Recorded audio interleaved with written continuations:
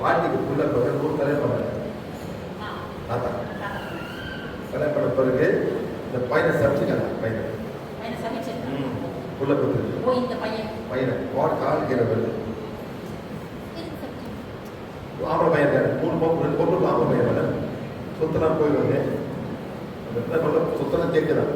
2 பொண்ணு அப்படின்னு பையன் கொண்டாடி பையனா இந்த பையனுக்கு போயிடுமேன்றதுனால நமக்கே சொத்து வரணும்னு சாப்பிடுறதுனால இவனுக்கு இந்த காலேஜ் படிச்சாங்க. சொன்னா அவளை படிச்சாங்க, அப்புறம் போயிட்டாங்க. போய் சாப்பிடுவாங்கன்னு சொன்னாங்க. அந்த நேரம் வந்தா ரிமூவ் ஆகும். திருப்பி அடுத்த இதுக்கு சிவசார் கேட்கலாம். இல்ல சார் அது நாங்க பேசுகிறோம் சார். Correct sir. உடம்பு தன்னைத்தானே குணப்படுத்துவதை தடுப்பது எது? காரணங்கள். குணப்படுத்த வேண்டிய பகுதியில் உள்ள காரணங்கள் கருமந்திரம், வெண்மந்திரம், சாபம், ஆத்மா போன்ற வடிவத்தில் இருக்கின்றது. அடுத்தது தவறான உணவு. தவறான உணவு சர்க்கரை, அதாவது ஸ்வீட் சாப்பிடுறது, அசிடிக் ஃபுட், அமிலத்தன்மை உணவை சாப்பிடுறது, காரமான உணவு, உப்பு, புளிப்பு போன்ற உணவுப் பொருட்களை அதிகமாக சாப்பிடுறதுனால வருது. அடுத்து கெட்ட பழக்கங்கள். அது என்னன்னு பார்த்தீங்கன்னா புகைப்பிடித்தல், குடிப்பழக்கம், வெத்தலை பார்க்கறது, புகையிலை மெல்றது, இதெல்லாம் வந்து தவறான கெட்ட பழக்கங்கள்.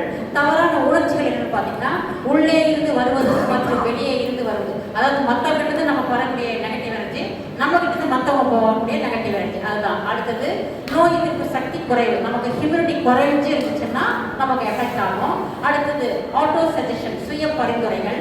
அடுத்தது வேற எங்கிருந்து வியாதி நோய் பார்த்தீங்கன்னா பாக்டீரியா, வைரஸ், பூஞ்சை, ஈஸ்ட், காளான் முதல் முறை வருகிறது. உடம்பு தன்னைத்தானே குணப்படுத்திக் கொள்ளும். கர்ம நிலை. கர்ம நிலைன்றது கர்மிக் கண்டிஷன். இந்த 8 வகையால இதுல பிரச்சனை இருந்துச்சுன்னா உடம்பு தன்னைத்தானே குணப்படுத்தாது.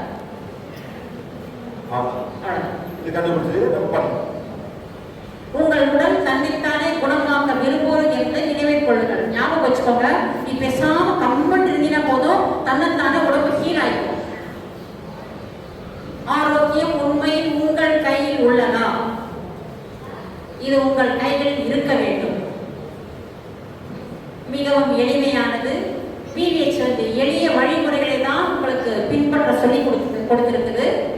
இதில் சொல்றது எல்லாமே எளிமையான வழிமுறைகள். நீங்களும் உங்கள் குடும்பமும் எப்பொழுதும் ஆரோக்கியமாக இருக்க வேண்டும் மற்றும் ஆரோக்கியமாக இருங்கள். அடுத்து ஒரு பாட்டு. அதான்